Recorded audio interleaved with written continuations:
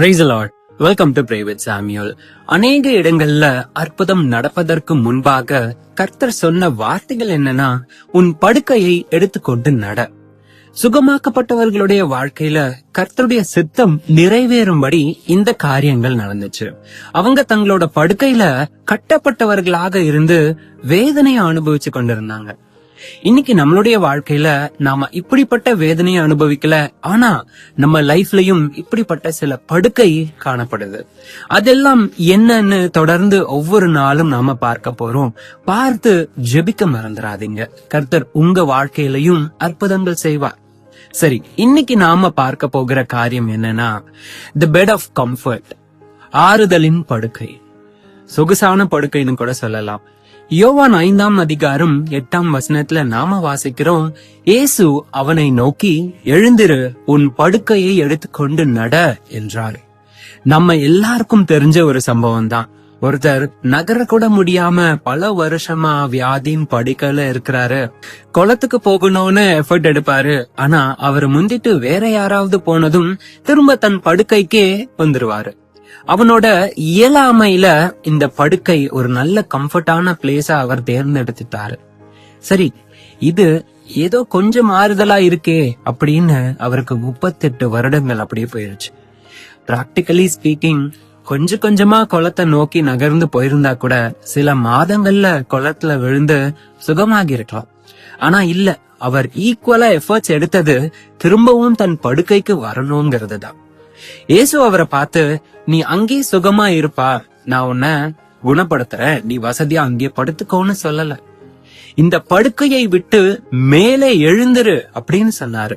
அவன் அப்படியே கீழ்ப்படிந்து சுகமானான்னு நாம வாசிக்கிறோம். நம்ம வாழ்க்கையில கூட இந்த படுக்கை இன்னைக்கு ஒரு கம்ஃபர்டபிள் பிளேஸா காணப்படுது. ஆனா அந்த கம்ஃபர்ட் பிளேஸ்ல சௌகரியமா இருக்கப்ப கர்த்தருக்கு நம்மளால கீழ்ப்படிய முடியுதா? கர்த்தருடைய வார்த்தையை விட நம்ம மனசு அதிகமா தேர்ந்தெடுப்பது இந்த படுக்கையை தானே. உண்மையா சொல்லணும்னா, யாருமே இன்னைக்கு வலிகளையும் வேதனைகளையும் விரும்ப மாட்டோம். சந்தோஷமா வாழணும்னு தான் எல்லாருமே விரும்புறோம். ஆனா ஒரு துக்கம்னு வந்துட்டா மட்டும் நமக்கு அந்த துக்க முகமா இருக்கவே விரும்புகிறோம். ஏன்னு யோசிச்சிருக்கீங்களா? அந்த நேரத்துல நமக்கு இருக்கிற படுக்கையை தான் தேடி இளைப்பாறுதல் அடைகிறோம். அதுதான் இன்னைக்கு பிசாசின் கிரியைகளாக காணப்படுகிறது. இன்னைக்கு ஒரு வியாதியின் படுக்கையில வச்சு பிசாசு எல்லாரையும் துன்பப்படுத்துறது கிடையாது.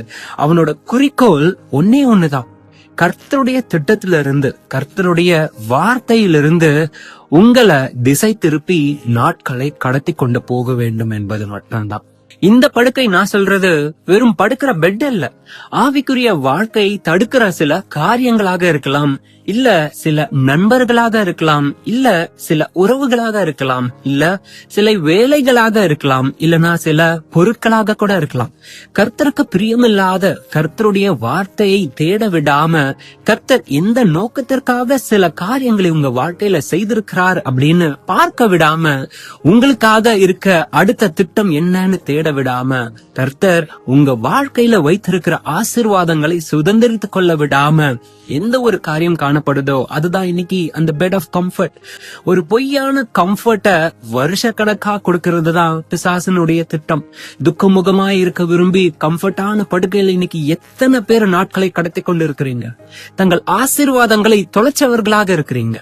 இயேசுவை நோக்கி பார்ப்பவர்களுக்கும் இயேசுவின் வார்த்தைகளுக்கு கீழ்ப்படுகிறவர்களுக்கும் இந்த கம்ஃபர்ட் ஜோன் நிரந்தரம் கிடையாது. ஒவ்வொரு அற்புதத்துக்கும் முன்பாக தங்களுடைய கம்ஃபர்ட் பிளேஸை விட்டு வந்தவங்க தான் இன்னைக்கு ஆசீர்வதிக்கப்பட்டிருக்கிறாங்க. ஆதியாகமம் 12ஆம் அதிகாரத்துல நாம பார்க்கிறோம், ஆபிரகாம் தன் தேசத்தை விட்டும் தன் ஜனத்தை விட்டும் தனியே வந்தார். அவர் அப்படியாக கர்த்தருக்கு கீழ்ப்படிஞ்சதால அவருடைய ஆசீர்வாதங்கள் என்ன? இன்னைக்கு உலகமே ஆபிரகாம்குள்ளாக தான் ஆசீர்வதிக்கப்பட்டிருக்கு. மத்தேயுல நாம வாசிக்கிறோம், இயேசுவுக்கு கீழ்ப்படிந்து பேதுரு தன் படகை விட்டும் தன் வேலையை விட்டும் வருகிறார். அநேகர பேதுருனால ரட்சிக்கப்படுறாங்க. எல்லாருடைய வாழ்க்கையிலும் கர்த்தர் அற்புதம் செய்தத நாம கண்கூட பார்க்கிறோம், பைபிள்லையும் வாசிக்கிறோம். அதே போல உங்க வாழ்க்கையிலையும் கர்த்தர் நிச்சயமாய் அற்புதங்கள் செய்வார். உங்க வாழ்க்கையும் மாறும். நீங்க அந்த படுக்கையை விட்டு வர தயாரா?